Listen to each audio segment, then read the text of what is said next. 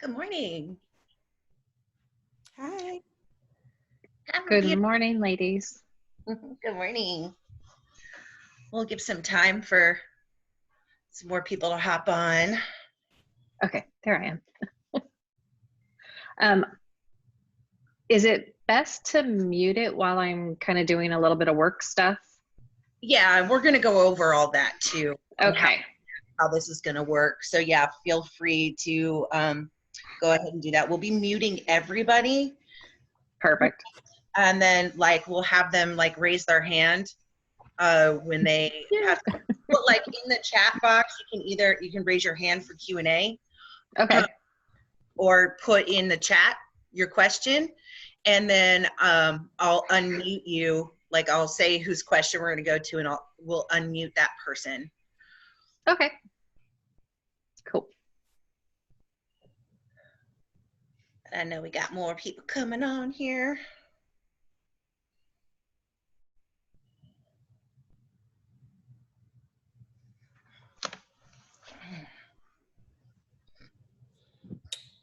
Oops. I should at least go get the book. Hey, girl.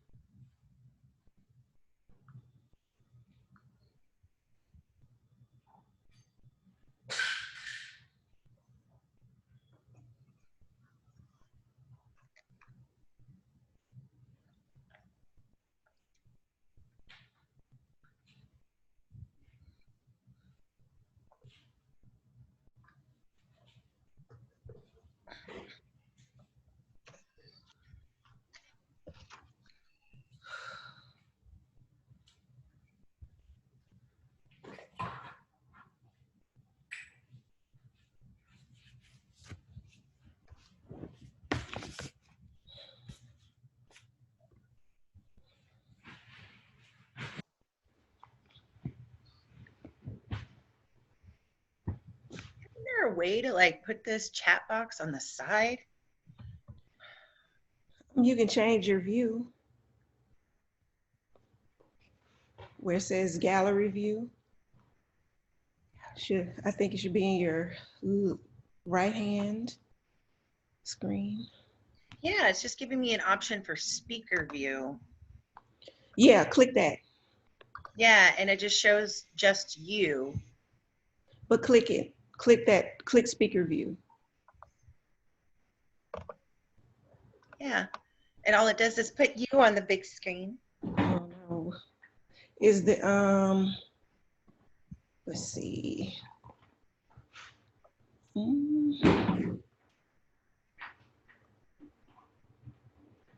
Let's see. I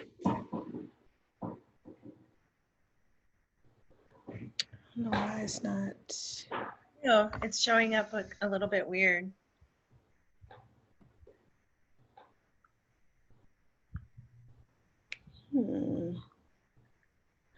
I guess just whoever's speaking is going to put them on full view, but you should be able to get gallery view. I know. I don't know. See.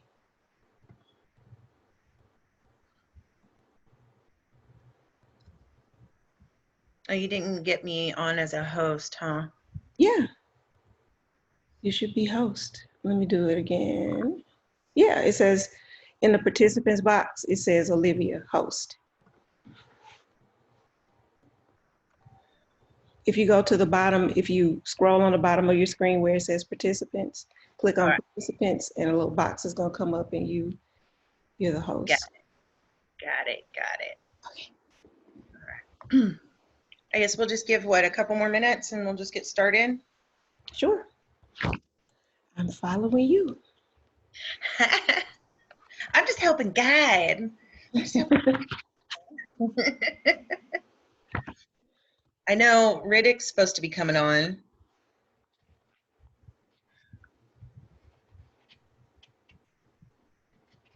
You know how it goes though too, that a whole bunch of people say they're coming to the event and I do.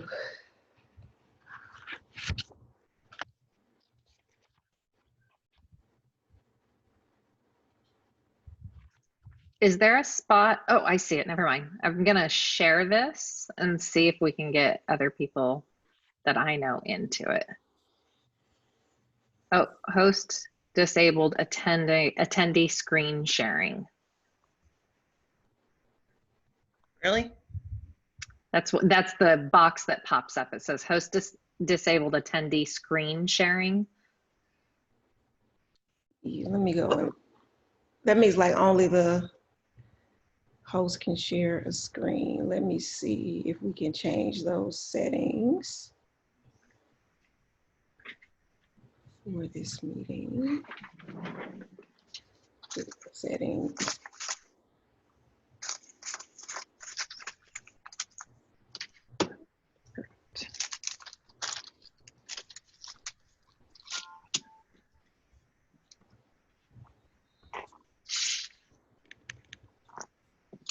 Share screen. Okay, in full screen. Should be able to. See. Let me try now. Ah, it gave it to me now. I had to do it too. Okay. Oh, that's right. I'm not the. That was me, guys. So I want to share the web URL, is what I'm guessing. It gives me like seriously so many options: Microsoft OneDrive, Google Drive, Box, Photo, Document, web URL, bookmark, screen, and share whiteboard. So I thought sharing screen is when you're sharing your computer screen with the Zoom call. Yes, and you can also, if there's something for desktop, you can just share. Well, since I'm on my phone, let's try screen and see what that does.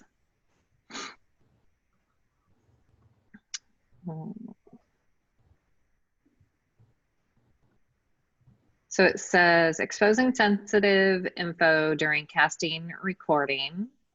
While recording or casting, Zoom can capture any sensitive information that is displayed on your screen or played from your device, including sensitive information such as audio, passwords, payment info, photos, and messages. That's literally sharing your screen from your phone or our screen from our computer. That's not copying the link. That's why I was wondering if it's the web URL. Potentially. Input the URL and press share. Oh, except I don't know what do you know what the URL is? I can pull that up right here. Oops. So it's HTTPS. Okay. Colon backslash US02 Okay. web.zoom.us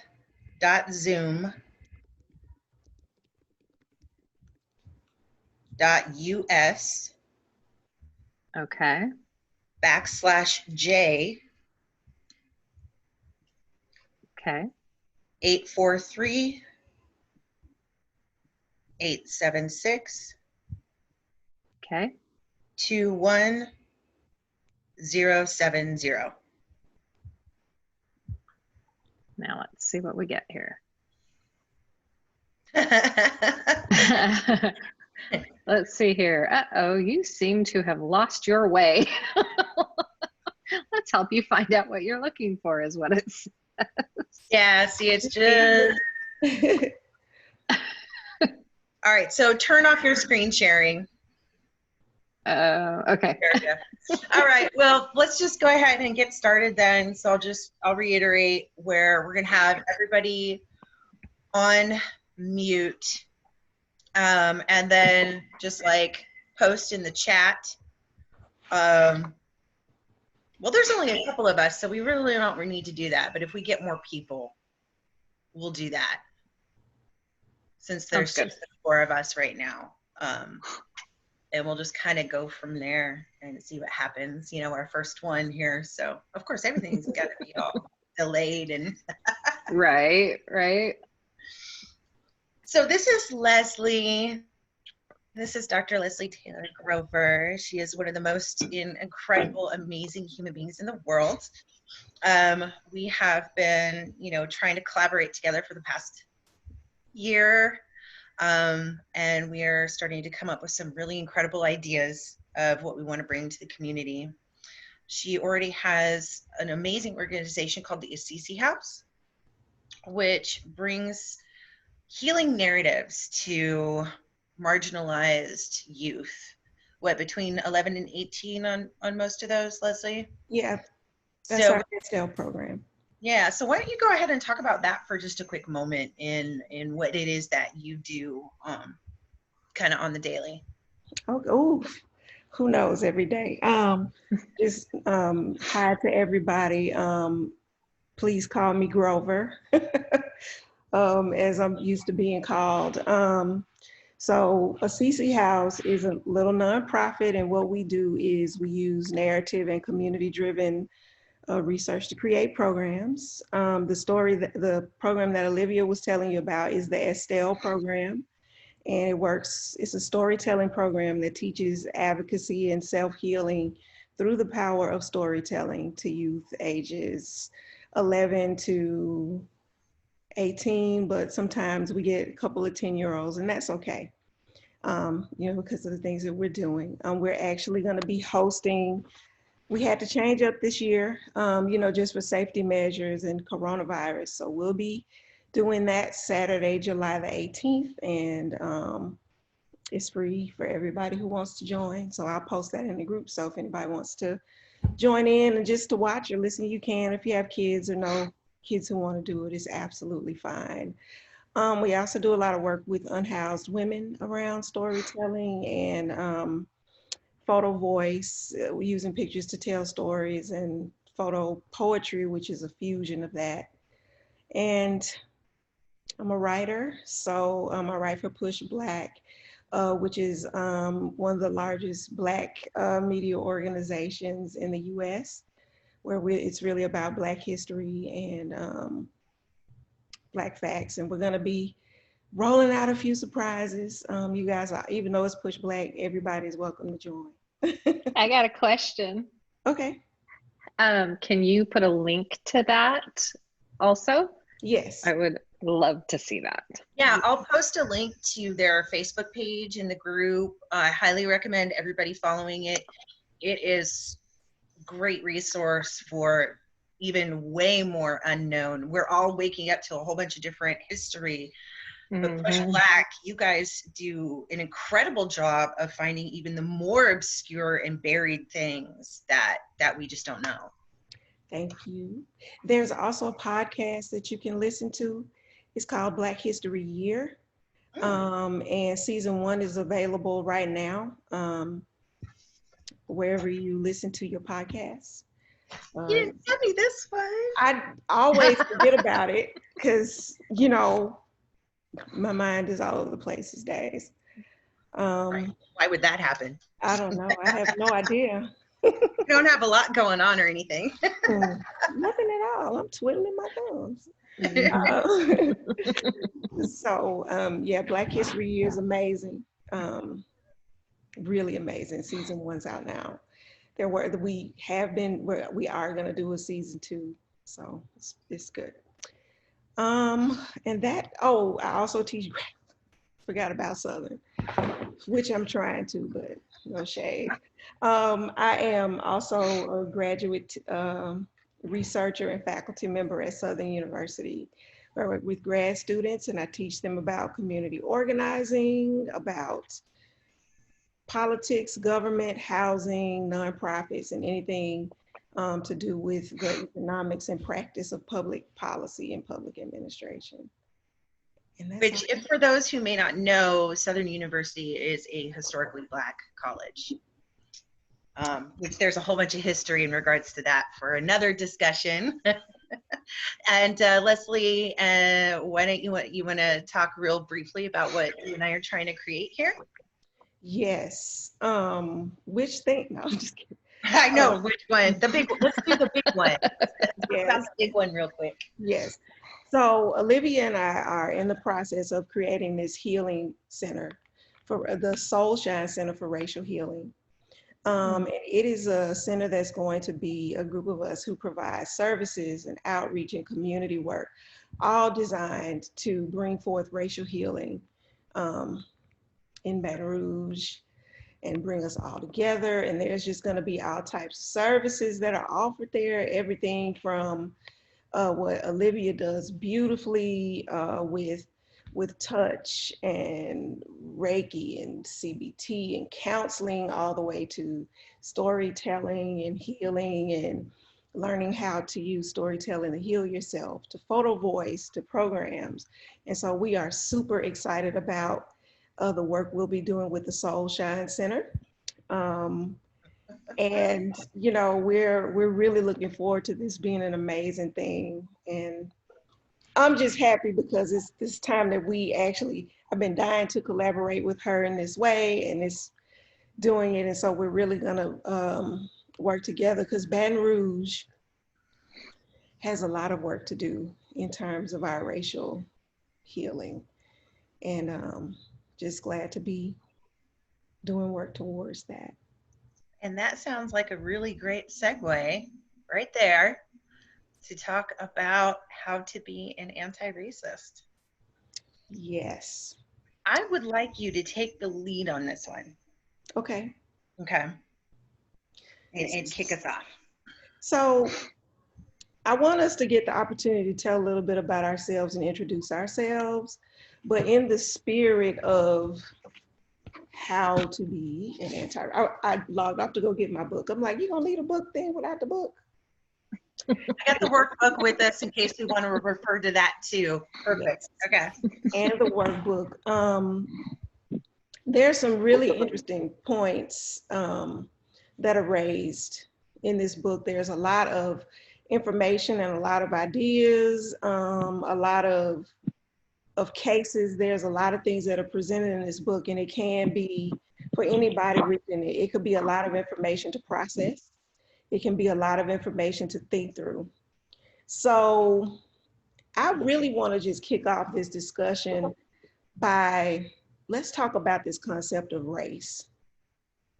Let's dig into race. But let's not do well, tell me what you think race is. We're not gonna do that. Let's actually, because all of us are on a journey, right? We've all, regardless of where we stand, we're all on a journey in terms of working together. And this environment that we're in is a journey for us too. Like this coronavirus, on top of the racism, on top of the things that we know that are existing, on top of the performative allyship, it's a lot for all of us. So how I would like for you to introduce yourself is to your name, but then I want you to tell me one or two things that you wish you knew about race as a child that you know now. So I want you to make it impactful. I want you to something that's really changed you, something that has really had an impact on you. It could be in relation to something you may have learned from this book. It could be something that you disagreed with or wished you could see in this book. So what I'm asking is, so like if I were introducing myself, I would say, my name is Leslie, and what I wish I knew as a child that I know now about race is that it really can affect how healthy I'm gonna be when I get to be an adult. Does that make sense? Okay, Yeah. so good. Okay, so how about we kick off? And that was really true. So now y'all go, because I did mine. I'll go first. My name is Heather, and I think for me, I wish that when I was a child that it was a bigger discussion within my family to discuss race, because we have biracial people on both sides of the family. So for me, it was common to just be around color, right? It was nothing new to me. And I didn't realize there was a difference because I'm a child. You've got a different color, but I did not know that they were being treated differently than me until somebody said something when I was a child about my cousin's skin color. And I was like, I don't understand. Doesn't everybody have people of color in their family? Like, not in those terms, right? But don't you have Black people in your family? Like, it didn't make sense to me. So I think I wish that it would have been more discussed in our family because we have people of color. And I would have liked to have known what they were going through so that I could have been a better ally from the beginning. Absolutely. You know, I think I want to do mine right after that because I think that's a really good segue for, hi, I'm Olivia. And in the exact opposite way, I hadn't seen a Black person until the age I was 7. So I wasn't aware of any racial differences in life in general. And I think a lot of white people can actually say this, that they can go for a majority of their life, large chunks of their life, not seeing somebody who has a different skin color than they do. Mm-hmm. And so I wish, you know, when it comes to this, that absolutely, like, it should have been, I wish it would have been discussed in my family. But as I'm learning a lot of things and getting ready to write this book, I actually want to be thankful I didn't have those conversations when I was young with the family I was brought up in, if that makes sense. So. Yes, thank you, absolutely. Riddick, you want to go next? I'm about to say, should I jump in? I don't even know where to begin, guys. My name is Riddick. I live in New York. I just don't like racist people. I'm just being honest with you. And everything I could do to try to end it, I would do it in my power. And I tell people I would die for this. I believe that this situation is going on right now is the beginning of this racism is going to go. It's not going to go away in our lifetime, maybe not, but I don't know what to say, guys. I'm all over the place right now. So is all I'm just saying right now, whatever we need to do to end this racism and all this bigotry that we have out here in this world, let's do it together as a unit, you know, because this, I was talking to a couple of friends of mine and they was talking about, I don't know if you guys are familiar with Hotep dudes, Hotep people, the 5%ers. I'm not a fan of them. Some things they say makes a little sense, but a lot of things they say it doesn't. So I had a debate with a guy, and he was telling me, "Oh, we must end racism, and we got to do it Black people only." And I said, "That's not going to work because we tried that before. It's not going to work. We need allies. That's the only way we could be able to defeat this. And this situation is going on right now. I'm taking it to the end. That's all I could say. I don't know what to say else, guys, but I'm taking this to the end, and I'm all for it. I'm on board. Whatever you guys need, I'm there." So, does Jessica or the other person here on the call want to introduce themselves? Thank you, Riddick. Oh, anytime, Leslie.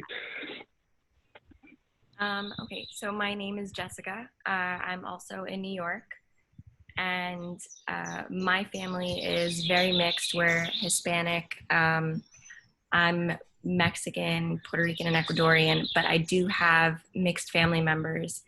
And I grew up in Spanish Harlem, which is a very diverse area. So for me, it was never an issue.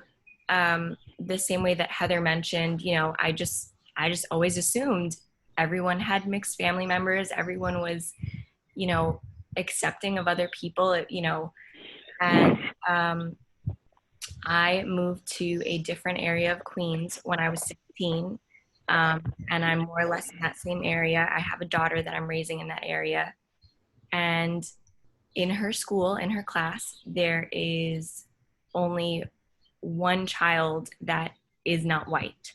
And I feel like the lack of diversity, just has me questioning as a parent, what I can do. For me, she still goes to summer camp in the city, in the area that I grew up in, because my mom used to work as a social worker there. But, teaching my child about not only the different types of diversity, but how to be an ally, and, going forward, their voices are going to be so much stronger, because like you said, Riddick, it's maybe something that we won't be able to handle in our generation. But I want to make sure that I teach my daughter the right thing. And even now, like I said, in the area of Queens that we're in, I'm helping to organize protest, and already off the bat, I've received so many hateful messages and things like that. And I was talking to my mother about it, and my daughter overheard, and she's like, well, so are you not going to do it? And I said, no, I mean, we're absolutely still going to do it. And, as a matter of fact, we're going to fight harder. We're going to spread the word even more, and we're going to show all the people in this area that Black Lives Matter is just the minimum of it. It's just the bare minimum of it, and that we have to teach our older generations that change is necessary, and we have to teach the middle-aged generations that this is what the world is, and we have to teach the younger generations love and respect and how to be an ally to everyone. And so that's why I'm here. Sorry I rambled for so long. It's okay. It's okay. It's all good. So we have a caller from the 404 area code. Would you like to jump in? Actually, that was me. 404-932-0552. I didn't know how to do the Zoom thing, so that's me. So Okay. My bad. No, it's okay. Well, thank everybody for that. And so let me tell you why I wanted to begin with that. Because the book makes some pretty bold claims in terms of it's pretty black and white. Kendi says either you're a racist or an anti-racist. No in between, no straddling, no I'm learning, no, all lives matter. None of that. Yeah. He says point blank, you are a racist if you believe in racist policies or support them, either by silence or by participation, or you're not. Mm-hmm. And he leaves that open. Which is funny because, when you see the title and even kind of read a little bit about the book, I really was like, cool, is this going to be like a step-by-step? I was waiting for the step-by-step reading the book. And I'm like, there were so many mind-blowing aspects in there.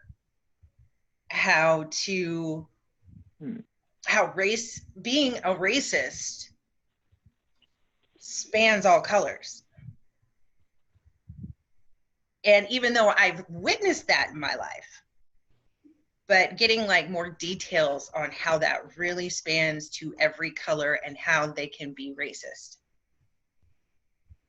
And how that really brings us together collectively on how we have to do this together. Because it is everybody who can be a racist. Yeah. By participating in these policies. Yes. By the same token. Well, no, that's okay. I just want to say I have a confession. I woke up. I used to I won't say hate because hate's such a strong word, but I used to despise gay people. And until my brother came out and he said he was gay, that changed my whole perception on everything in my life. and I became an ally. You know, I don't say the F word, calling them like certain things. I don't do that no more. I respect their culture. You know, once it become part of your family, that's when your eyes open up to life, and you have to accept it. I'm not going to live it, but that's their life. Who are we to judge? That's. I just wanted to say that little, that little thing about that. So I have a criticism for this book. I was waiting for your criticisms. And participating in policy or not participating or supporting or being complicit in policies, what it does is it overlooks the fact that not everyone can choose to participate or to be complicit or not to be complicit. Now, what I mean by that is, for instance, we know public education policy in this country is so racist. We know it's racist. We know that it's racist from the way that school boards are set up down south with mostly all white school boards and high population of Black schools. We know that in many places, the only reason there are public schools is because white people didn't want to integrate with Black people, so they went ahead and formed their own private schools. We know that that's the same reason that some people homeschool.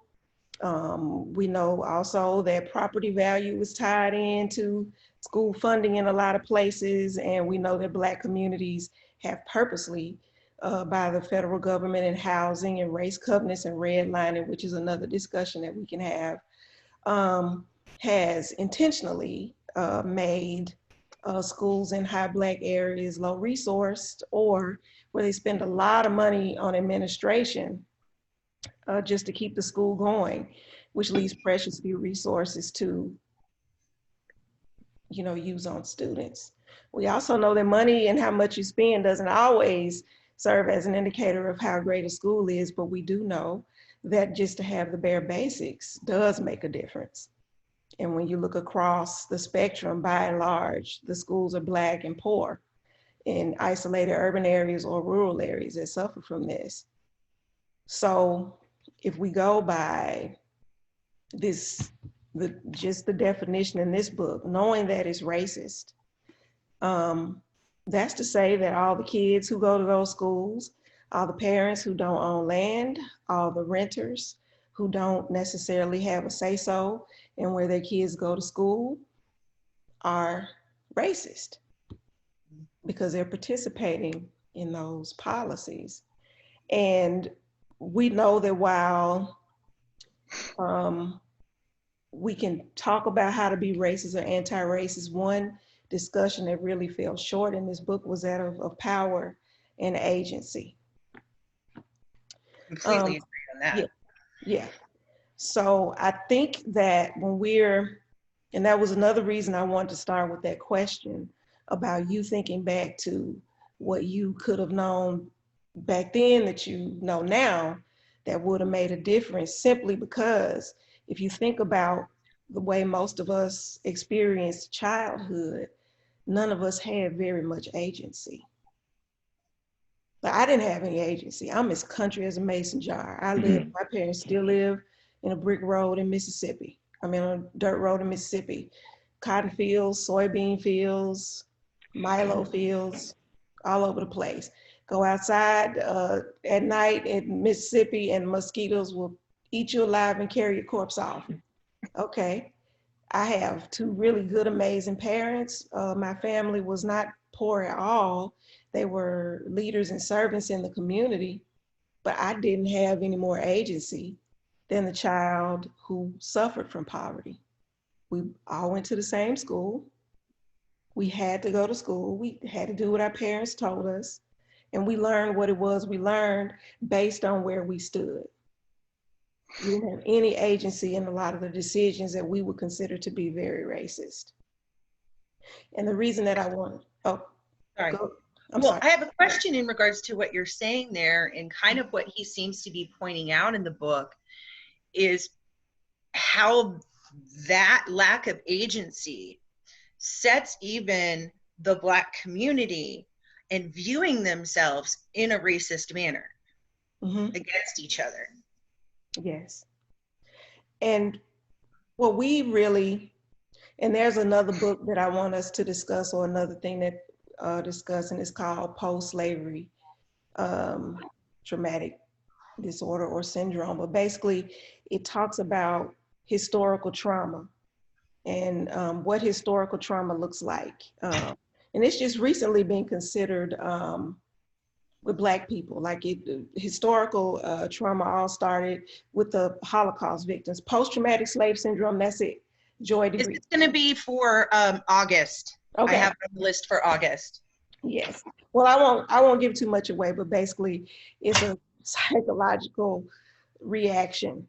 And it's and there's some work that a lady named Yehuda, Rachel Yehuda, I think her first name is Rachel, but Dr. Yehuda, she says that when you come from a group of people, whether it's war, whether it's racism, whether it's any society, that you can experience and go through the same trauma as your ancestors before you without having been there, without knowing anything about it, simply because that is carried in a part of everybody's brains.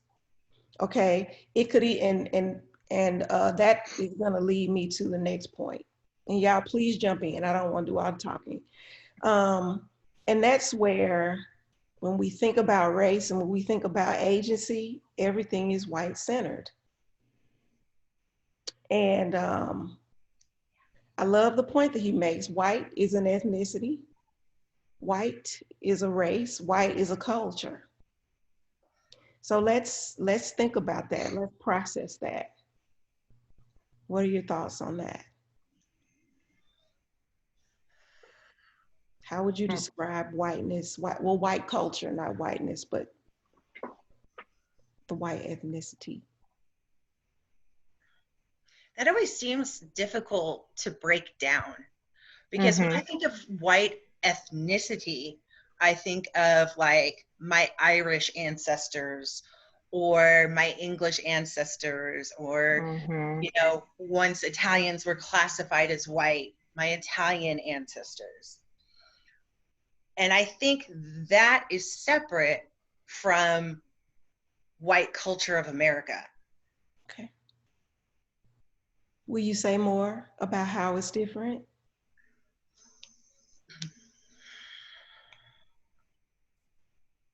Let me process that for a minute. Heather, Riddick, Jessica. I'll step in with that one. For me, when you put it in terms like that, because I've not actually even thought in terms of white culture, because to me, I've never even thought that white people like Olivia, I think of my Danish, culture, because I have, a ton of family in Denmark, and this is just what I know. So I know the Danish culture from my family, and then I know the American way that I live, right? But I just don't see that as a white heritage, because Black people live in America and they have an American heritage as well. So I guess I never put it in terms of my white culture, but it does make sense when you stop to think about it, because in America, I don't live like my relatives in Denmark. They constantly call me or message me on Facebook and ask me what's going on here in our political culture, because I'm super vocal. So they will ask me what's going on. How do I feel about what's going on? I ask them what they're seeing here and how they feel about it, and that sort of stuff. But yeah, I mean, what is happening in white America, to me, currently is just disgusting. And I have a really hard time even wanting to be a part of that. So I think I try to separate myself and just say, yeah, no, I'm Danish, because I'd rather way more be a part of my Danish relatives' culture than what's going on right now. Yeah, like, so when it comes down to like white culture in the United States, you know, that's really all I can speak of, is it really is a culture of complacency, a culture of privilege, of power, and growing up in white culture, the majority of us don't ever even have to think of being white, associate with being white, try and define a culture of whiteness. Right. It's all around us. Yeah, it just is. And it's such the extreme opposite for my beautiful family, you know, of you guys. So that's like one of the most incredible, difficult things to try and define for us. Just lived it. What is it? We rob everything from your culture. I mean, like, I know that's what we appropriate a lot of shit, you know. Right? What is really the American culture but appropriation? What if I offer up this, that these ideals that we consider to be American are in fact the roots of white culture? Rugged individualism, pull yourself up by your bootstraps, work hard, and you will gain whatever it is you want. Take care of yourself and make sure that you're on the right track. Bearing arms, law and order,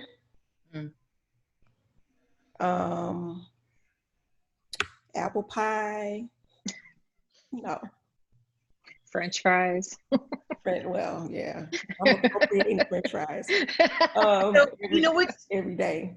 What's interesting that you say all those things that I absolutely agree with, and that one commonality though is white culture does not have like community. Right. We can all live in the same neighborhood for 30, 40 years and never say more than, hey, to your neighbor. We don't come together like that in our neighborhoods unless it's an issue like this. I was going to say this. Another thing that's part of white culture that I don't want to leave out is this notion of exploring and conquering. White culture explores and discovers things that have already been in existence. Colonizing. Yeah, colonizing. Also, writing things down in a way that other cultures who actually write don't. The truth. Yeah.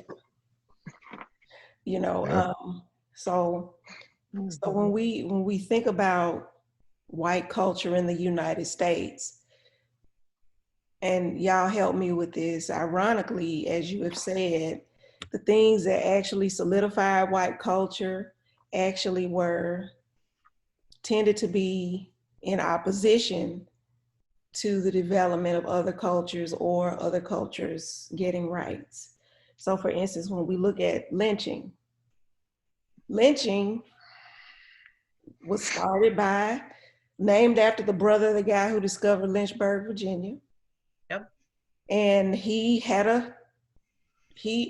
during the Revolutionary War, when British people got caught or Americans got caught giving secrets to the Britons, they didn't want to take the opportunity to take them to the district courts where they could be tried, because number one, it was dangerous because you could get attacked by Native Americans, you could get attacked by British, you could get attacked by loyalists.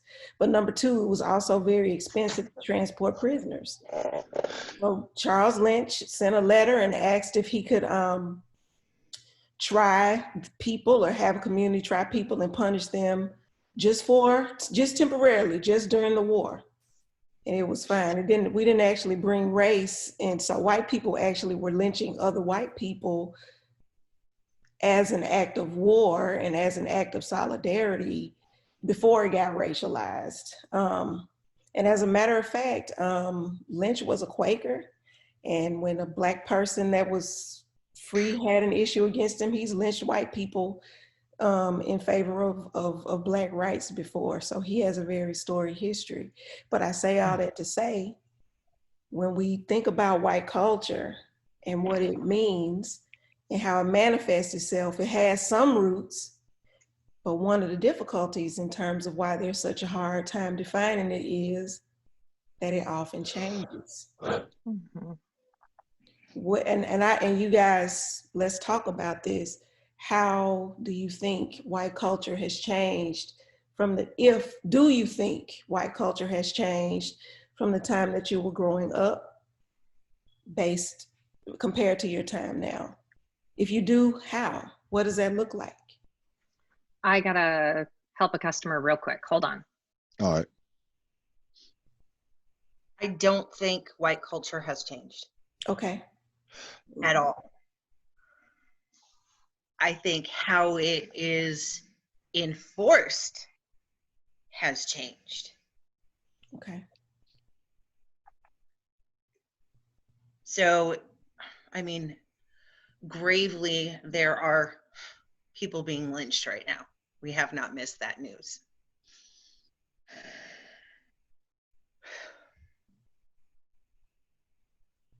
But it really just falls in line to all the police brutality that we see on a daily, monthly, and yearly basis.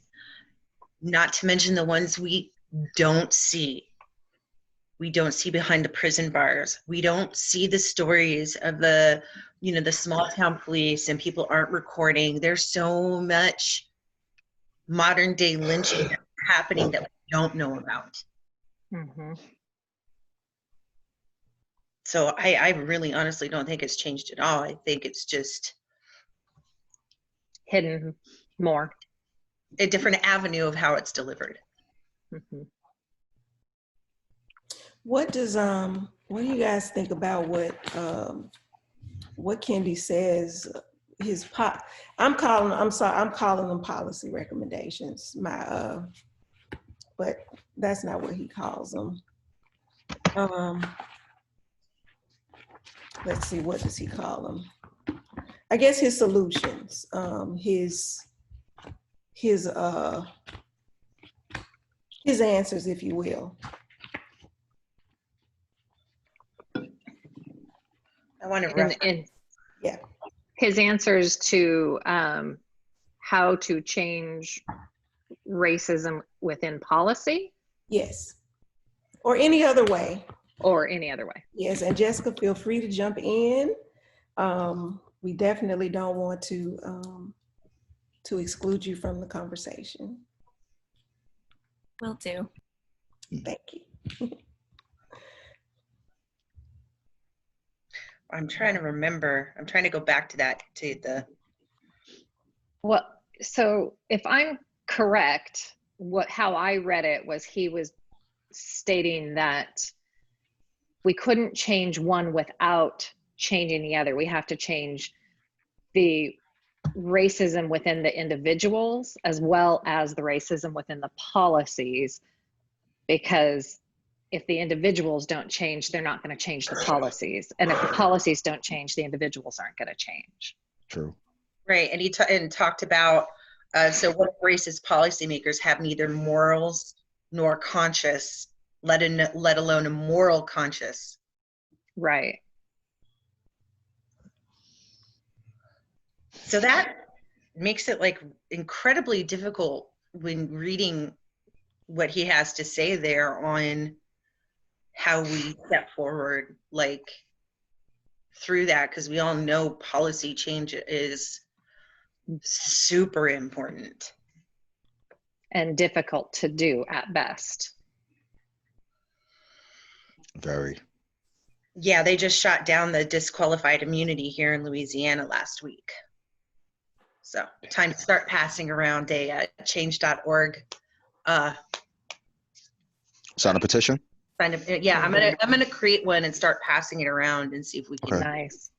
Get some I've been signing so many petitions lately. I've been trying to out racisms in different groups, getting them fired. That's like one of my number Nice. one missions. I mean, these guys, I have two guys, they are hackers. And I said, don't do nothing illegal. I'm not trying to go into nobody's business like that, but they digging deep, like pulling their IP address, getting all their information and getting them fired. Do you think that will have a positive or an influential outcome? No, I'm gonna be honest with you. I don't think so. Because when they get fired, they angry, they mad, and they're gonna blame us that we got them fired. They're not looking within themselves. They're looking at everybody else but them. So yeah, I think it's gonna be more negative. I mean, but it feels good. It really feels good getting them fired. No, seriously, it really feels good. I enjoy it. We got two people evicted. I mean, so I wanna, yeah, but then again, Liv, you made a valid point though. They get mad and they get them angry and they want to join the whatever these new Confederate people that they want to do. And The Boogaloo Boys. yeah, who are they? What is that? I mean, It's a new racist group that claims that they're not racist, that they're just against government, which is really total BS. So They're both. They're anarchists? I think that that's probably what they would like to say they are, but the reality is that their actions show otherwise. They say that they're just anti-government and that they stand behind the Black Lives Matter movement, because the Black Lives Matter movement is also, this whole anti-police, let's defund them, let's, change these laws. But they also then go out and harm protesters or do damage, and which, yeah, so I don't buy that they're only anti-government, and neither does the FBI for that matter. They also don't buy that they're only anti-government. Well, and Black Lives Matter is not anti-police. No. But that's how they see it. Yeah, that's how they see it. Black Lives Matter anti-police brutality. Yes. Right. That's what it is. Right. So a lot of people don't understand that. And, it's an uphill battle, guys. That's all I could say. Yep. It's an uphill battle. It's an uphill battle. So how do you feel about this, Leslie, in the policy stances that he takes? I think they're ridiculous. They're ridiculous because you're not going to stop people from being racist ever. Nah. You're never going to change hearts. Now, what I do know about policy is the only thing you can do is you can offer incentives and you can offer disincentives. Now, if you make it not, when it doesn't pay to be racist, people will stop publicly doing racist things when there's no payoff, when there's no economic or social incentive for it. That's what makes policy work. Policy only works on incentives and disincentives, regardless of what. You could Google, there's so many policy books out, but it all breaks down to two things: incentives and disincentives, and winners and losers. That's what it breaks down to in policy, all policy. So what I think that I understand what he's trying to say is lofty, is very, it's admirable, but you're not going to get rid of racism because there's no incentive in policy not to be a racist right now. I mean, we have equal opportunity employment, we have all these things, but some of the biggest brands and biggest employers in the world are absolutely racist. If you look at their boards, if you look at their shoplifting policies, if you look at their prices, where they've even edged certain communities out of the market, if you look at where they build, if you look at where they dump, they're absolutely racist, and they're $1 billion company. Trillion, one of them's on the way to be $1 trillion company. So there's no incentive not to be racist in this country.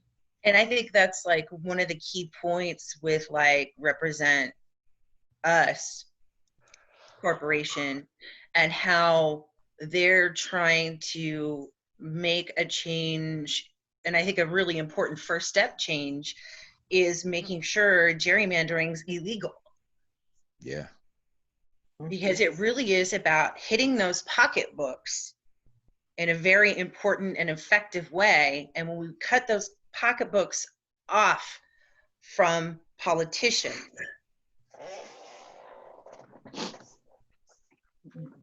then maybe we could start making some policy changes. Definitely defund the government, right? Or you could think of a way if racists did not have power. You could, and that's why the discussion of power and agency would have really benefited this book, and would have really benefited his argument, because where there's agency, there is power. And when you have a lot of people with agency together, the government listens to numbers and it listens to money. That's That's, that's just what it is. And I mean, you could be as racist as you want to be, but if you want your pocketbook to look good, you go chill out, Why all the very successful Black communities within our history have been destroyed. Yes, except for one. Which one? There's one called Eaton, Florida. It's just north of Orlando. Eatonville, Florida. Is just north. It's about 7 miles north of Orlando, Florida. Okay. And this was the first incorporated Black community in the United States. It is still in existence now. It was small. And it was founded by freedmen after the Reconstruction, after the Civil War. It took them a lot of time because, no white person wanted to sell them land, but finally one did. And they started off with just a few acres and they built things, and it's all Black council, all Black city council. Everything in this town today is one of the few that's standing. It's 97% Black, 1 or 2% white, and the rest is made up of a mixture of people who identify other ways. Eatonville, Florida, Zora Neale Hurston. If you read her book, Their Eyes Were Watching God, and all of her stuff, she talks about this community where this all Black community where they were sort of insulated and where they had a lot of agency. That's her hometown. There's a festival there every year in January that honors her. Wow. Zora Festival. So how do you spell Eatonville? So I have an aunt and uncle that live in Florida, and I believe near Orlando. So they would love to know this. Eatonville, E-A-T-O-N. Oh, hold on. Because I'm writing this down too as myself. Yeah, I wrote it down. Oh, you did? Okay, all right, good. Because I'll get it from you later, Liv. Yeah, I got you. All right. Okay. And I just finished a story about it on Push Black, so you'll be seeing that on Push Black. I haven't seen that one. When does that one come out? Oh, I just wrote it yesterday. Oh, okay. So it's got to go through this whole process. I got to turn the AC on. Yeah, but it's Eatonville, Florida, a little bit north of Orlando. Okay. And I think of all the times I've been to Orlando, never knew about Eatonville. Never heard of it. Me neither. I never heard of it. I heard of Celebration. I heard of Penguin Pikes, and I heard of those areas, but I never heard of Wow. I learn something new every day. Thank you. Thank you, Les. Thank you. You're welcome. Eatonville, and we got Mound Bayou, Mississippi. That's still kicking. Of course, Mound Bayou, Mississippi is quite small. It's near my hometown in the Delta. They're both are just so small that you almost have, it's almost like going to Wakanda. I mean, it's that small. Now, is that one in Mississippi that you're talking about, successful enough that the Black dollar is circulating enough in the Black community before it leaves? Eatonville? No, the one in Mississippi. Mount Bayou. No, Mound Bayou is a small rural town, and it's faced some economic issues just because the economic sectors have changed from agriculture to manufacturing to service to global to now with coronavirus probably mostly online. So Mound Bayou is hanging in there barely. But I don't think Mound Bayou is going anywhere anytime soon. There will always be a Mound Bayou.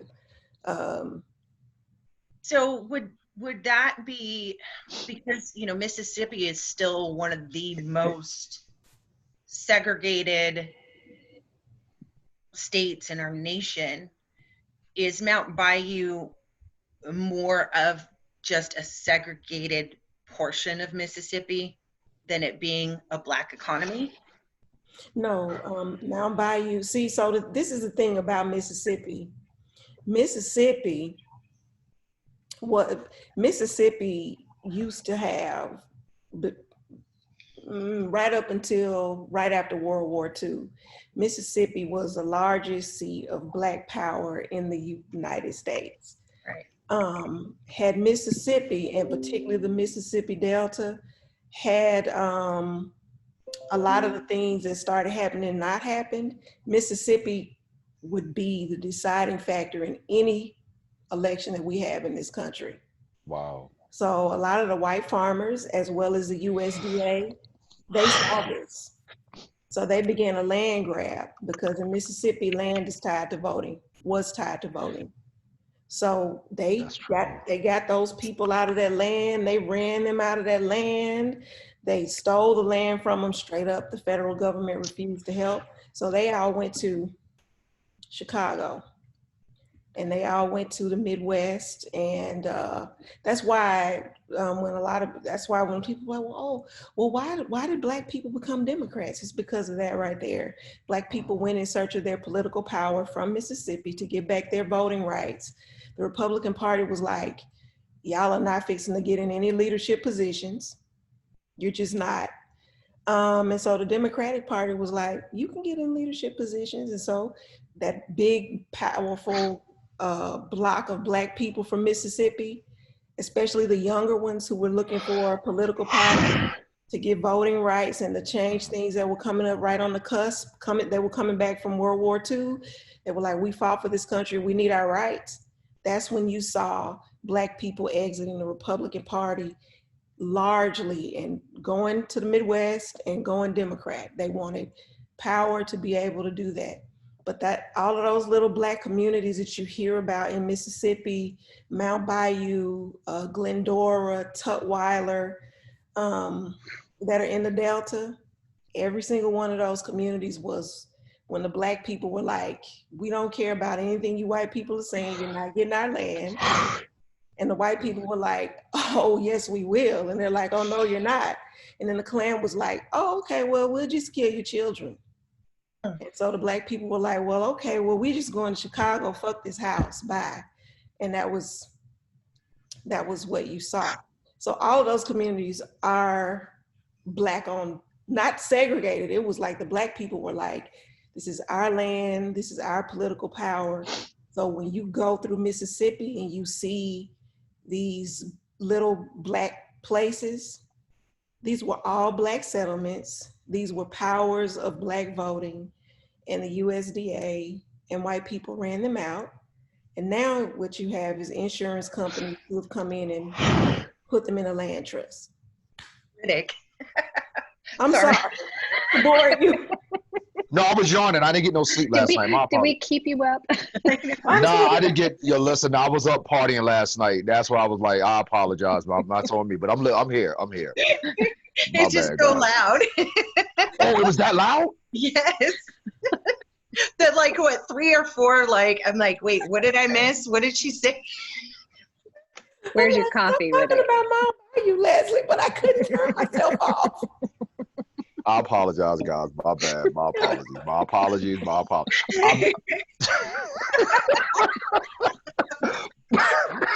Oh wow! Oh boy, you had me over here sweating like wow. That embarrassing. I apologize. No. My apologies. My apologies. No, Don't apologize. I love you. I love you too. I just got to mute it next time. I was over here to mute. Oh, okay, there it is. Okay, I know what to do next time. My apologies, Leslie. So sorry. I know we got off track there, but I was super curious. Maybe you'd be willing to take a road trip with me. Girl, all you gotta do is drive to my parents' house and get in my daddy's truck. I'll take you wherever you want to go. Let's go. I know all of them. I live in one. My parents live in one. All right, so we're going. All right, sorry. Okay, cause I come down there to cover. I want to see this. I really want to see this. Well, necessary. I want to see this part. I want to see this area because I'm just, yeah, because this is a part of what's up? Oh, well, I just wanted to say, Leslie, the gentleman that I told you about, I want you to get a realtor for. That's Riddick. Oh, that's okay. me. Hey, Hey, So I got you. that Don't connection. worry. Yeah. thank you. My brother lives in Brooklyn, so. Yeah. Yeah, I'm born and raised in Brooklyn, so I was a cop out there. So I was in YPD. So yeah, I seen it all. That's all I could say. But Bet you have with that. I would like to pick your brain, Riddick. Well, join the Know Your Rights discussion. We'll be going deep into that. Mhm. Cool. Absolutely. because how many police officers or retired or still active do we have in the group by any chance? I think there's 2. I only know of you and Charles, so whoever else you invited from your crew, I don't know. Yeah, it's a guy, Antoine Real. He was my partner for 17 years, so he's in the group too as well, and he would definitely join in. And he's with that. active, right? Nah, he retired. He retired. Yeah. Okay, so we're gonna have 1 active sheriff and 2 retired. Yeah, pretty much. And a lawyer. Yeah. So. Cool. All right. Next question. I think that would be cool to go through the Delta and see those former Black communities, Mount Bayou, Glendora, Tutwiler, Clarksdale. They were the seat of the civil rights movement. Like before it was weird because the civil rights movement went to them. And once they saw what they were doing, they were like, oh, well, y'all don't really need us. So, sounds like we have a documentary in the making, Leslie. Oh my God. We need another project, right? Sure. Let's do it. I'm never going to say no to a project, but yeah. I love you. I love you too. Y'all women are something else. Love y'all though. But I have a question. Black Wall Street. I just started doing some research about that. How can we recreate that again and start expanding it not worldwide now, but just like nationwide? How can we start doing that? Do anybody have any ideas how to go about that? That should be another discussion. Okay. All right. Go off on that for a while. I think there's so much that we could go. Yeah. Let's make that a discussion topic, and we'll get that on schedule. That sounds like a great one, huh? I like it. Absolutely. Yeah, because I'm writing it down. Okay. Well, you are looking at time. We're about at an hour. Well, let's go a little bit longer, or do you have time? No, it's whatever you guys want to do. I'm here. I got time. Here. I got time. All right. Hold on, Jessica. You got time? Yep, I'm here. Sorry. All right. No, it's all good. It's all good. Mute. Do you have anything that you want to jump in on right now, Jessica? No, I'm just listening and absorbing everything. I mean, I think everything sounds pretty much like a universal, we're all trying to better ourselves and be better allies and learn about the history of things so that when we are in hopefully logical, reasonable debates with people, we can give them this information without it turning into this attack, because for me, from what I've seen, it just becomes name calling, and yeah, it's just I can't do it anymore. I don't have the energy. It's mentally exhausting to present someone with facts and try and break it down for them in the same way that I have been trying to do for my 9-year-old and say, well, yes, all lives matter, but, and not in a negative way. I'm not saying you are any less of a person. I'm not saying this person is any less of a person, but your house is not on fire right now. It's, and we have to work together to make that better. And I think just being able to show that maybe throughout history, it's not just, oh, well, these past 2 years of police brutality, it's systemic. It's been an issue for centuries. And I think maybe coming from that stance and that perspective and just trying to shed light on that will maybe, for those that are willing, kind of give them something to read into and something to look at. And even after, you know, looking through the book, because I just got it yesterday, even referring to that book and saying, you know what, it's something that I'm still working on too, but I highly recommend this book, you know, in particular, you know, this section and where they focus on this. Like, I think that if you take a look at it, maybe you'll not see, I don't want to tell anyone that they're walking around with their eyes closed, but maybe you'll just open yourself up to just having empathy and understanding what other people are going through. It's about changing your perspective, just being open and willing to look at a different perspective. Exactly. Yeah, once you can just get somebody to be open to the idea of just looking at a different perspective. You're not asking them to change their mind. You're not telling them to change their mind. You're not telling them what to believe. Just, hey, here's a different perspective. Look at it from there. Now, how do you feel? Let me jump on this. Let me go off a little topic on this one. I had a friend of mine that we've been friends for like 7-8 years. White woman, have a horse farm out here in Long Island. And I knew she's a bigot, but I tolerated it at that time.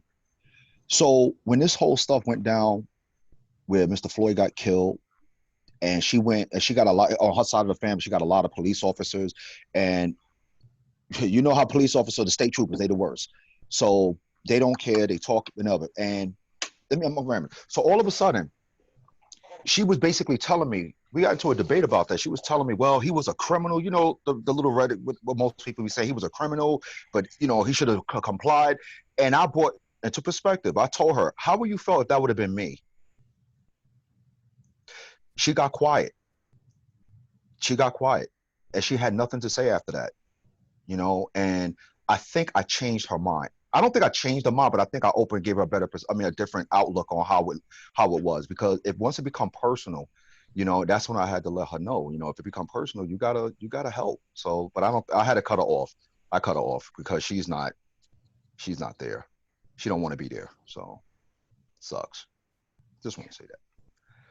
So I have a question, and this would go to anybody who feels like they want to answer this.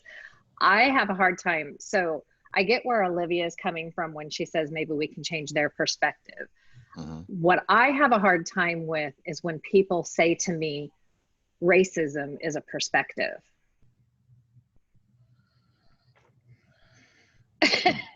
That's the same look I get when somebody says that. I'm like, because that doesn't compute in my brain. My brain cannot analytically, and I cannot analyze that and make it make sense. And I'm super analytical, so it has to make sense for me to be able to grasp this concept of how is racism a perspective. And I ask them that. I'm like, how can you call racism a perspective? I mean, a good response to when somebody says that is to ask them to provide you the evidence. I usually do. Could you please give me a source? Provide the evidence. Do you have evidence to back this up? And they never respond. If you don't have evidence to back this up, so could this be a belief? I like that. It's all cognitive behavioral therapy. I like that. I think I need to incorporate that in my spillage. Yeah, I like that. That was dope. We'll talk, because I've decided once I'm done writing the book, I want to, after Leslie and I are going to Undoing Racism at the end of end of July. And then there's a couple other courses I'm going to work through. And then what I want to do is kind of write my own anti-racism course based off of cognitive behavioral therapy. Because I love what Jane Elliott does. I love it. Love her. Right? Love her. She's amazing. And one of the things that we're really getting right now is such a huge pushback, right? Because Jane Elliott is in your face. So there needs to be that way to show people, walk them through their own perspectives, through their own beliefs, get them to understand that your beliefs, 98% of them, are all based off of traumas in childhood. Mhm. And you walk backwards to, you know, your most recent racist feeling or experience. And then you work through that one on, okay, let's talk about this one. That one's interesting. What based evidence do you have on this particular incident that makes this true? Mm-hmm. Oh, you don't have any? Okay, where are you feeling this in your body? How does it make you feel? And then you just keep breaking it down and down and down into small little bite-sized portions. I love that. I love that. Mm. That's where I'm trying to go with it, but we'll see what happens. I can see it in your posts when you respond to people. When people ask you questions, I can see that in your posts, which is why whenever I'm really unsure about how I need to respond, I'm like, okay, what would you say to, What would Liv say? yeah, what would exactly? I like that. I think we need to, yeah. I think we need to use that one, Liv. Don't get all shy. I think we need to use that one. What will Liv say? I'm blushing. I know, I see. Oh man. Yeah, it's going to get better, guys. It will. You know, the Okay, next so generation. Leslie, Yeah. you want to get us back on track? Yeah, please do, because we're gonna get off track. Yeah, we can do this for hours. Right. Well, no, I think that that's actually a good sticking point. Is that, you know, when we have these discussions, they're doing what they're meant to do, and that's to spur discussions and get us thinking about ways to apply things, ways to think about what it is we're feeling. And I want to go back to something that Jessica said that was really important at the beginning. And she's like, you know, she's doing this work and she's getting a lot of she's carrying some really heavy mental things that are going on as she does work, you know, with people saying horrible things and then thinking of ways to, you know, getting tired of having to instruct people and teach people and go back. And I think the thing that we understand about this work is that it's heavy work. It's hard work, it's uncomfortable work. And one of the things that is definitely a part of white American culture is the seeking of comfort. Mm-hmm. That if it's uncomfortable for you, then it must be bad. Yes. And in other cultures, there's a leaning in. You're taught to lean into that, and there's spiritual significance to leaning in as well. So, you know, I think that all of us, when we have the book discussions and when we think about the ideas put forth in the book, you know, I think it's great to open ourselves and think about what does it feel like in our bodies as we're thinking of our own experiences and some of the things that we've gotten from the book, because, you know, it does matter. Our body is keeping the score on how we're processing this book, you know. And, you know, Jessica, as you're going through the book or as you're thinking over things or thinking about the different parts to think about in the book, I just want to give you a little bit of ideas in terms of how you can sort of like navigate the book. And he does actually, he talks about power, although I don't really like his discussion. I mean, he doesn't put it at the center enough. But I think chapter 3 on power and chapter 5 on ethnicity, chapter 6 on body, I think those are good places to refer people. And I also think, you know, space and failure, which I think are chapters 13 and 16. Those are good places, just where he's making his arguments, right? Because this book, you know, he kind of talks about his own journey in this book. Mm-hmm. And my good friend, Christina Cleveland, she is a philosopher and minister and activist and all these things. she offers up this understanding of Jesus and the way that we look at God as Christ, our Black mother. And so she spent a great deal of her time traveling throughout the world and looking at depictions of God as a Black woman, God as a nurturer, God as anything other than a white male God. And she makes some really relevant points. And one of the things that she says is that as we go on a journey, we go through these phases without even knowing. White people go through different phases from non-white people. But in this book, he kind of talks about at one time, like only dealing with women of a certain color or only doing all these things. All of us have a journey. So that's what I would end with. That's what I would close out with on this, book. Yeah, that sounds great. Yeah. I got to go buy the book. I got to go read it. It's I haven't really, read it. I can gift you my Kindle copy, but it only gives you 14 days to read it. The book's on back order. So, and our next book for July is White Fragility. almost done with it. Love it. So I can't wait to start that one. I'm so ready to dive into that and can't wait for that call next month. So when is the next call? The next book call. Yeah, the next book call. I'm sorry. I'm scheduling them at the last weekend of every month. Okay. So it's at the end of August. Or actually, on that one, I put it the third weekend in August because end of July. Sorry, I'm all right. I don't know what day it is.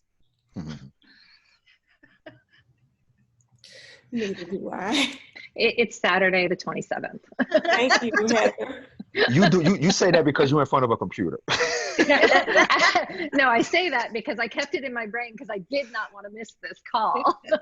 Nice. I have been so worried because I have to work and I'm like, oh, it's Saturday and I'm going to end up with more customers than I want because I want to do this. And so far, only one customer. So makes me happy. Now, I have something with the Zoom thing because, like I said, I'm kind of new with Zoom. I heard about it. I've been on it a few times. So the reason why I think a lot of people may not know how to get into this, maybe, you think that may be a little difficult? Because I'm not gonna lie to you, I didn't have a difficult time, but I was like, do I touch this? Do I do this?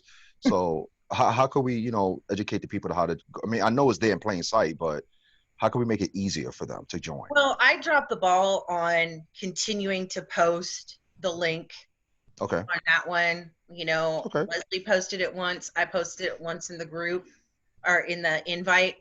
And so we just have to be like more consistent as the time grows closer to the call to just keep promoting the link. Because once you click the link, it walks you through very easily. Yeah. On how to navigate through that. Screenshots often help for people when you go in, because I find that that's one of the ways that I can teach people how to do things is I just take screenshots and then I click the area they need to touch so that they know what to do. Thank you. Okay, touch here. We might look at Facebook. Someone told me that Facebook now has its It's own. better. It's better. Yeah, I have. Is it? I don't know. Yeah, they said it's way better. I'm sorry. They said it. You have a maximum of 10 people. Oh, well. Oh, not in, I think the new thing that they have is Facebook Rooms, where you can have a maximum of 50. So I had looked into the option through the group and it wasn't giving me an option greater than 10. So who knows what Facebook's rules are on that. So with Zoom, we can have a much larger capacity. Okay.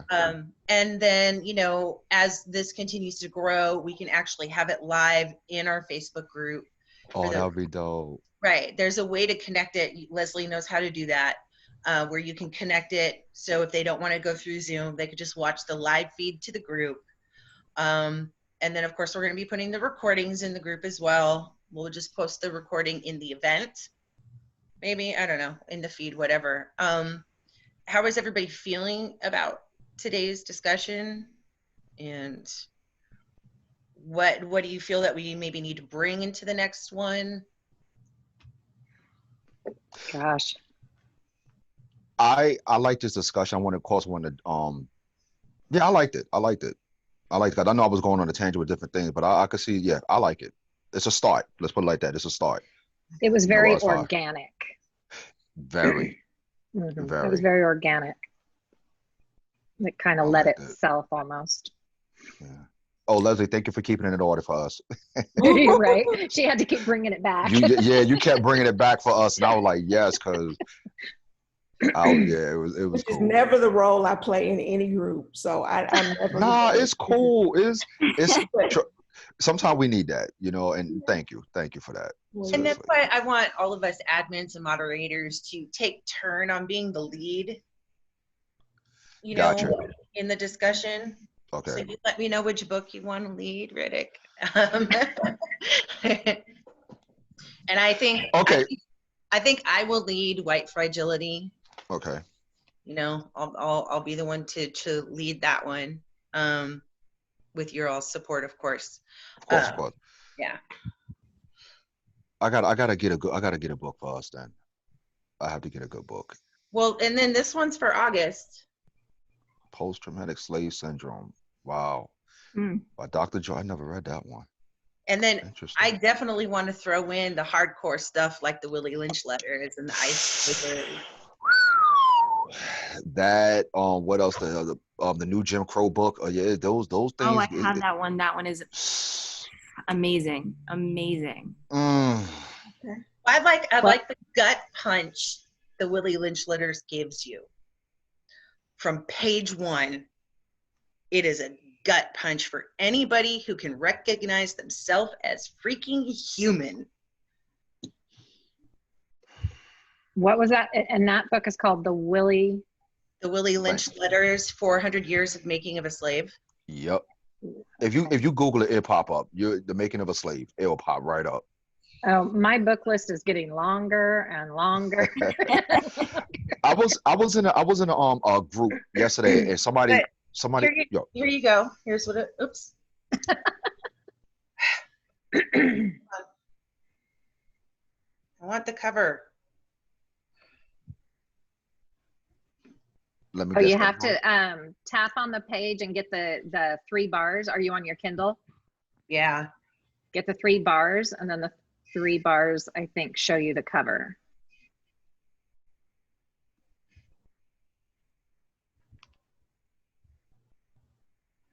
It's like not even wanting to let me.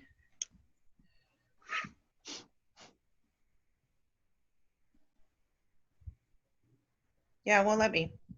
It's all good. I'll There we find go. it. There we go. The Willie Lynch. Wow. Yeah. Mm.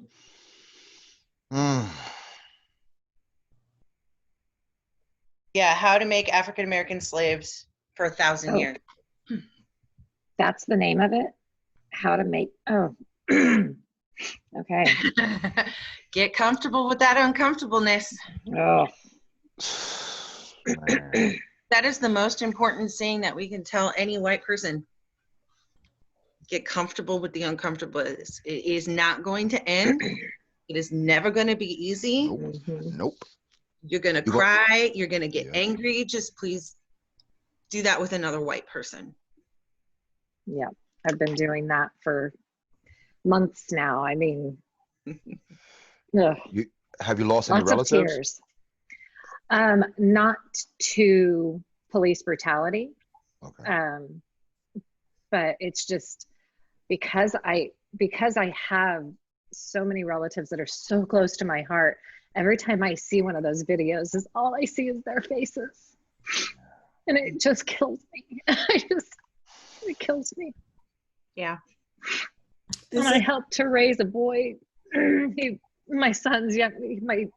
So he's 21 now, but when they were 15, he moved in with me. And I, up until he was 21, when he finally moved back with his mother, and he's biracial, and it just, I just see his face, and I just can't. I just can't. It kills me. This is hard for everybody. Yeah, man. You know, and this is not one of the reasons that the civil rights movement is so powerful, was so powerful, the 50s and 60s part was because of the images. But those images also put a spin to the movement that weren't necessarily good. And when we see these images now in the media of what we see and what we're experiencing, it, you know, this is painful. This is painful for everybody. And, you know, as someone who doesn't like to see suffering at all,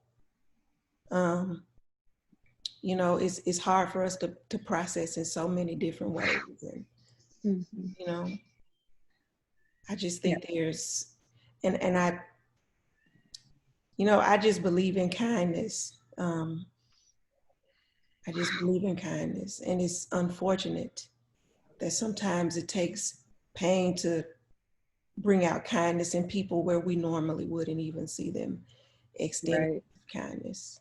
You know, if nobody's in a hurry, Leslie, I would love if you would honor us with ending this discussion with the story you shared with me on the interaction with that police officer. Sure. So just to give you guys a little bit of background, I live on the outskirts of Baton Rouge. It's one of the areas that people constantly say, oh, it's history, it's just racist, it's conservative. Everywhere is racist, but it's conservative.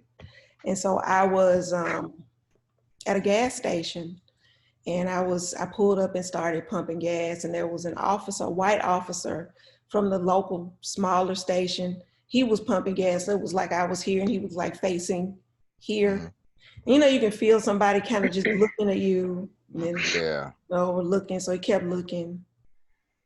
And I could tell that he wanted to say something. And so I was going through my mind. I mean, I'm cleaner than the Board of Health. So I know I don't have anything wrong. And I'm like, what is he looking at? So I said, well, you know, I just spoke to him, you know, and he speaks, and we end up getting in this conversation where he starts talking about, the comment I made was, I bet you see a lot. I know your work is probably very hard, something to expect. And he starts telling me about how the Black people that he sees, he's afraid of them. He's afraid of the Black people in poor areas. Because they'll do anything, he's afraid of them. And, you know, so my question was like, well, you're the one with the gun and the training. Like, why would you be afraid? You've got the power of the state behind you. Basically, why are you afraid of these Black people? And I said, and I'm Black. Are you afraid of me? And he says, no, I'm not afraid of you. You're a woman. I'm not afraid of you. Which, Heather, that's exactly what I did. That look, that was it. And, you know, I'm like, not afraid of me because I'm a woman, you know. And then, you know, he starts talking about background and how he's not afraid of, you know, so I was like, well, there are white people who commit crimes, white people who are violent, white people who do everything. There's no such thing as Black on Black crime. Crime is just crime. People hurt each other where they live, you know, so why are you singling out Black people versus white people and men versus women? And he tells me, well, I understand why white people might be poor and why they might be against each other. You know, he says, but the Black people are unpredictable.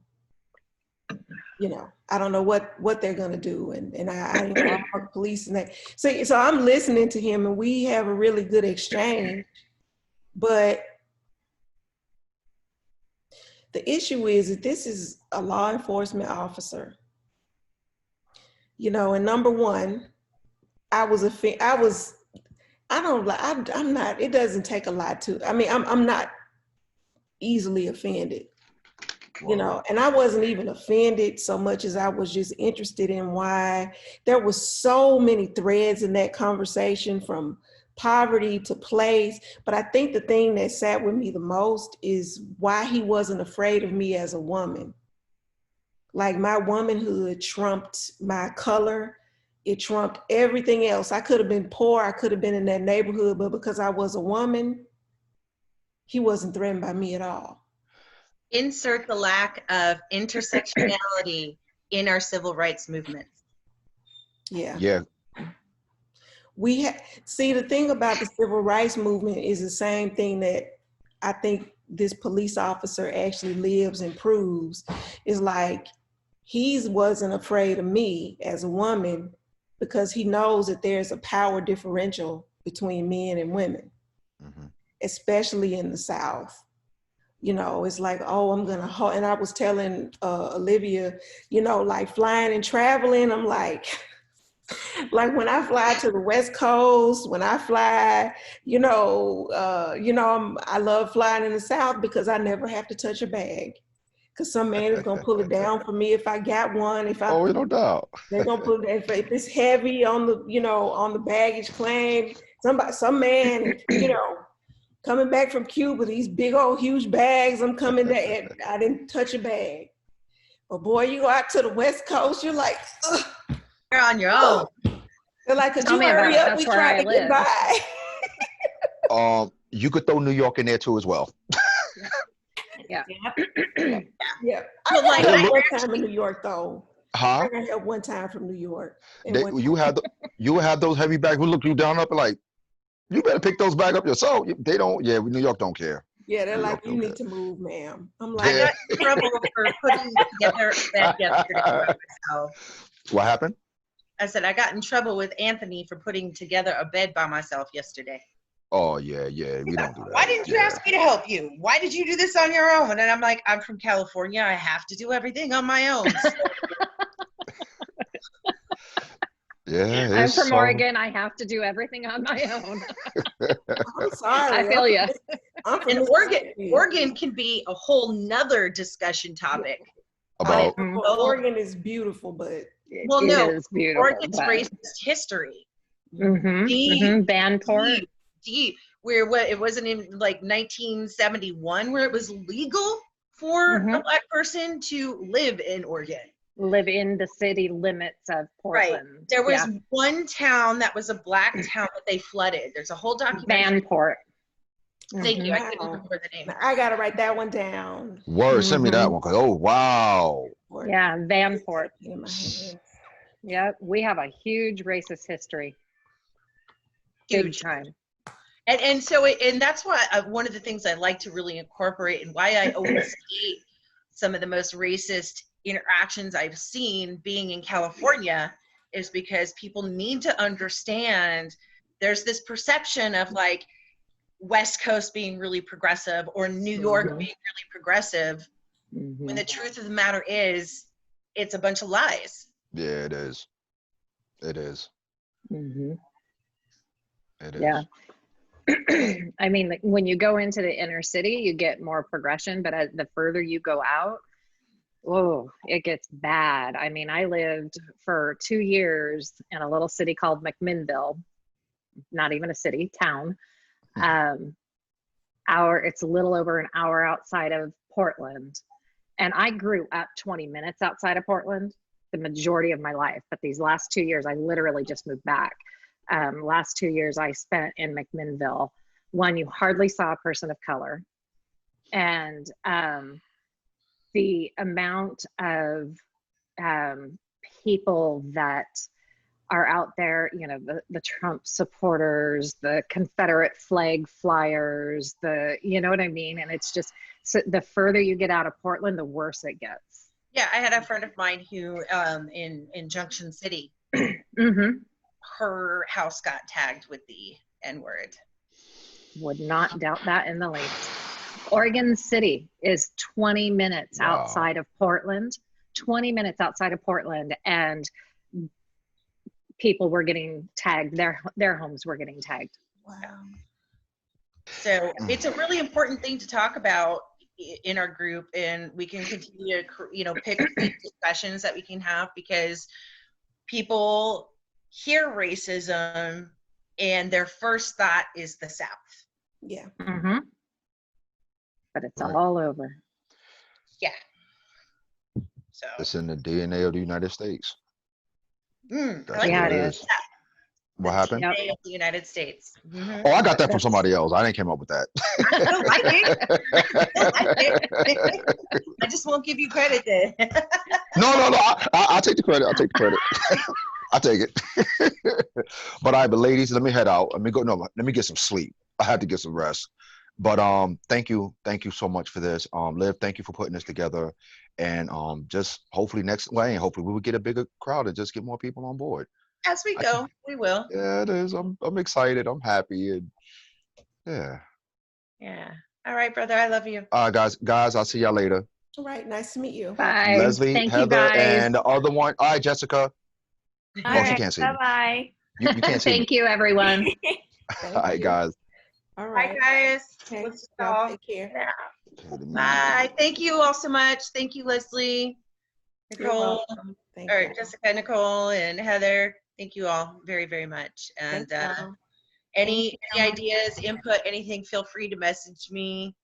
Discussions you want to see, you know, put it out there and we'll make it happen. Awesome. All right. Will do. Bye. Thank you so much. Thank y'all.